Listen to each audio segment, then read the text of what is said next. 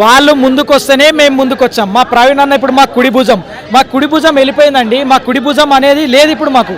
మా క్రైస్తవులకు ఇప్పుడు 100 పాస్టర్లు ఒక లెక్క, ఈ అన్న ఒక లెక్క. మాకు ఇప్పుడు ఇతను చెప్పిన మంచి మాటల వల్లనే మేము ఇంత శాంతియుతంగా పోరాడుతున్నాం. అదే ఒక హిందూ కానీ ముస్లింగా అయితే ఇప్పుడు అల్లకల్లోలం చేసి మొత్తం తగలబెట్టేసి మొత్తం అల్లకల్లోలం ఏమంటారు అరాచకాలు సృష్టిస్తుండే. కానీ మాకు మా అన్న ప్రవీణ్ అన్న చెప్పిన మాటలు, మా దేవుడు చెప్పిన మాటలు కాబట్టి మేము శాంతియుతంగా పోరాడుతున్నాం. మేము ఇప్పటి వరకు ఏ పాస్టర్ అయినా కానీ ఒక హిందూని చంపేరి, ఒక ముస్లిం చంపేరి, మనకు ఎదురుగా వస్తుండు, మనకు ఎదురు దాడి చేస్తుండు, ఎదురు మాట్లాడుతుండు మన దేవుళ్ళ మీద. మేము ఇంత ఎందుకండి, ఆ రాధా మనోహర్ దాస్ అనే ముసలి కొడుకు వాడు 24 గంటలు మా క్రైస్తవుల మీద వాడే ఏడుస్తాడు.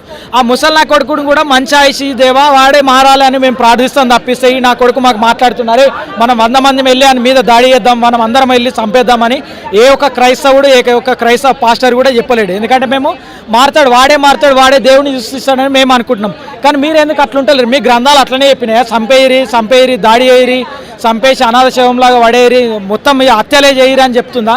వాళ్ళకే తెలియాలి. మరి గ్రంథాలు అట్లా చెప్తున్నాం.